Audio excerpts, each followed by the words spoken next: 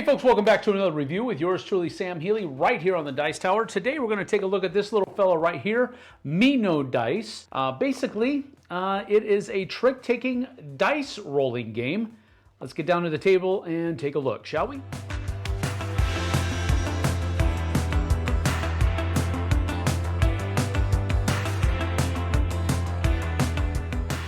So these are all of the components that come in a box of Mino dice. There is 1, 2, 3, 4, 5, 6 player shields, and basically the player shield has one side of it that has basically whatever the character is that you're going to be in the game, and then it also has on the outside as well as on the inside the distribution of the different dice, how many of each of the dice are there.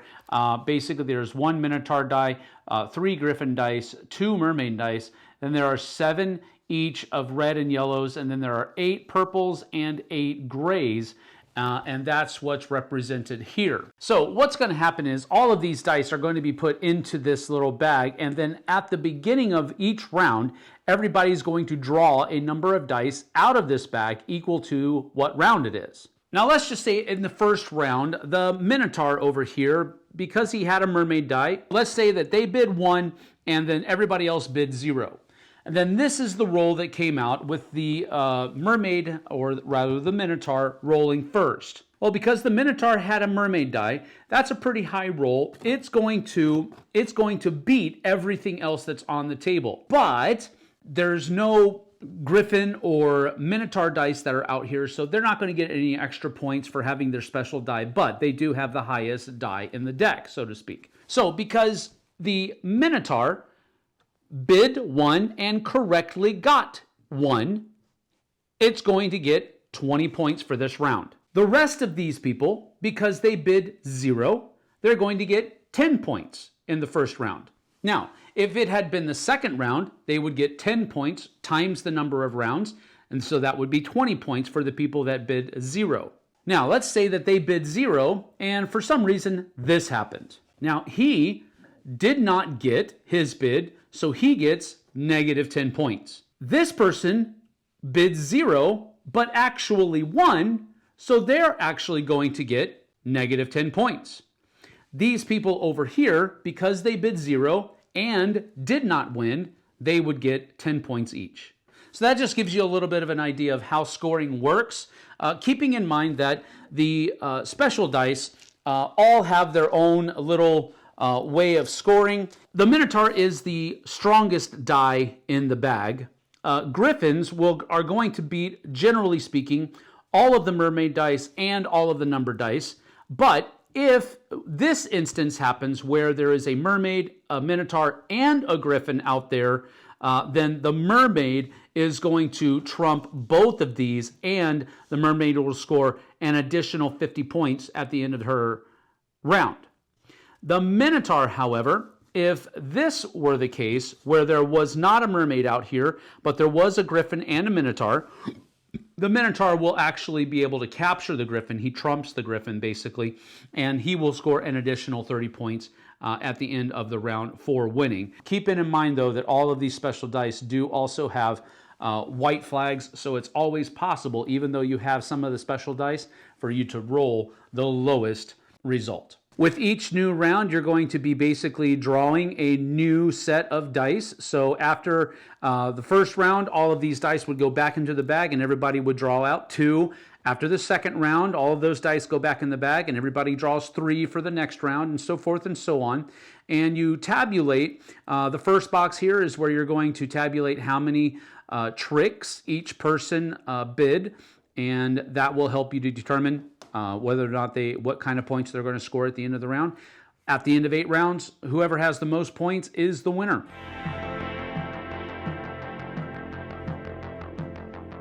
So that's about that for Mino dice. It's not really a difficult game whatsoever. It is basically just a trick-taking game. The only real derivation from that is the fact that you're rolling your dice. You don't have a hand of cards, and you know what card you're going to play based on the situation, because while you may have a good idea of what dice you may want to use, depending on what everybody else is using, what you actually get on that die roll is still left up to chance. So there is a little bit less well, rather, there's a little bit more guesswork in this one than there would be in an actual trick-taking game. So take that under advisement.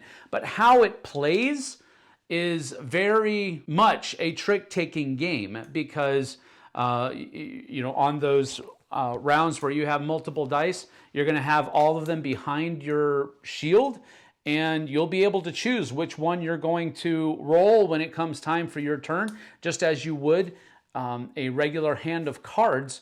And you're going to know the dice that you have when you're making your bid. The only difference, though, there is that you don't actually know what the value of those dice are going to be. That's determined when you roll it, when you're actually taking it out from behind your screen and rolling it. So there's a little bit more guesswork in it than I think a regular trick-taking game will have, but it's very similar in how it feels. It doesn't quite work out that way in practicality. Let's get to my pros and cons.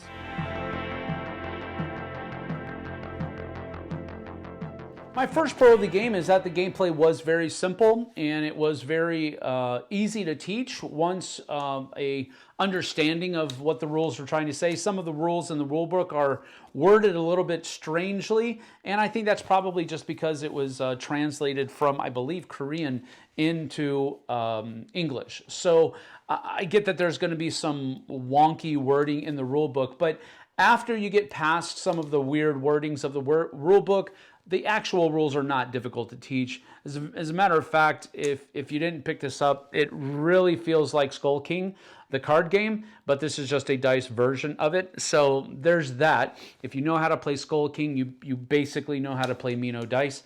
And it is not a difficult game to teach at all. It's basically just a regular old trick-taking game with some little twists thrown in there that may or may not happen or ever come up during the course of the game. So take that for what it's worth. It's an easy game to teach. It's a fast game to play. This is a pretty good palate cleanser, if you want to put it that way, in between two larger games. Or it could be you put your appetizer at the beginning, or it could be your dessert right before you leave.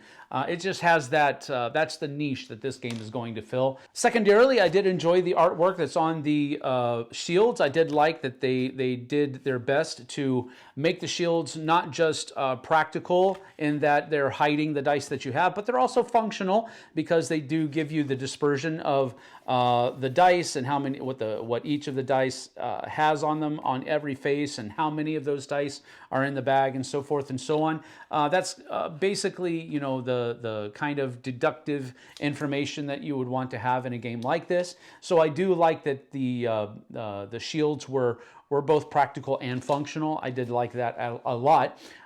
So there's that. Lastly, as far as pros are concerned, the dice were not bad. I do like the fact that it had custom dice and it wasn't relying upon just regular old pipped six-sided dice, but there are custom dice in there.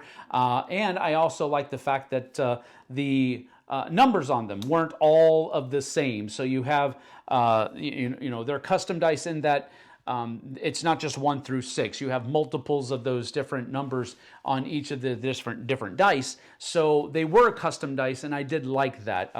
It's much better than just using regular pipped dice. But I also liked the special abilities that each of the different special dice had, the Minotaur, the Griffin, and the Mermaid, and those different kinds of circumstances that could score you more points. I like that, generally speaking, in games when you have that ability or that possibility.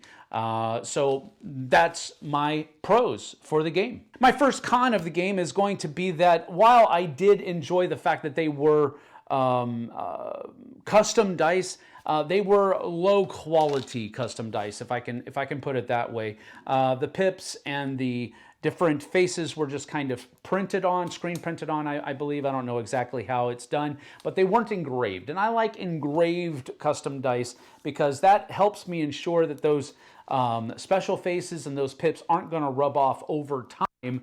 I don't know how these are going to hold up because frankly I haven't owned it long enough to make that kind of determination. But I will say this, because they're not engraved, they won't last as long as engraved dice. And so when you have custom dice, I usually prefer that they are engraved and not just printed on the sides, because over time they are going to wear off.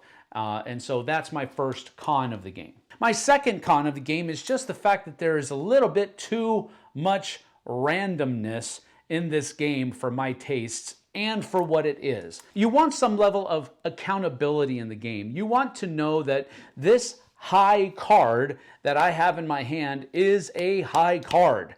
Now, I get the fact that even with Skull King, you have those cards that will trump other cards.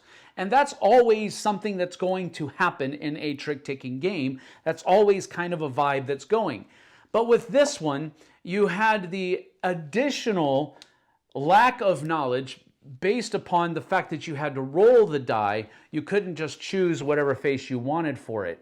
And that's unfortunate to me, because it takes some of the fun out of a trick-taking game. Some of the stability of a trick-taking game is basically nixed by the fact that I might have a Minotaur that beats every other die in the game, but I might roll that white flag, and now my Minotaur, which is the strongest die in the game, is worth nothing. It might as well just be a gray die. And now it's not the kind of mechanic that I want in a trick-taking game. I don't want that random factor thrown in there because there's already, for me at least, the random factor of I don't know exactly where all of the different cards are. This probably is going to win, but I don't know for sure.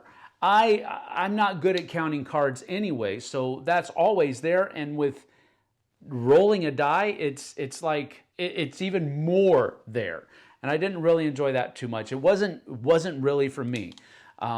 It's not to say that I didn't enjoy the game. It's just that I enjoy other trick-taking games much more, so I probably won't come back to this one very much.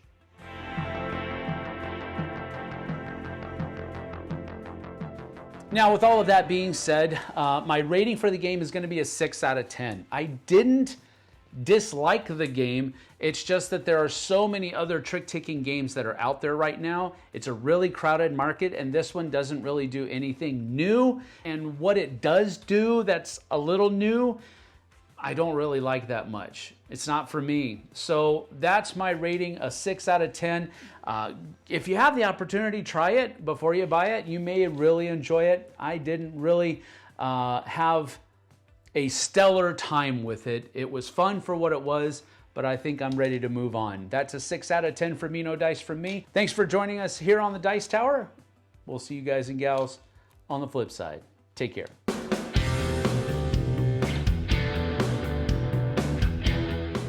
Hey everybody, thanks for watching this video. If you like this review or whatever you just watched, wasn't it amazing?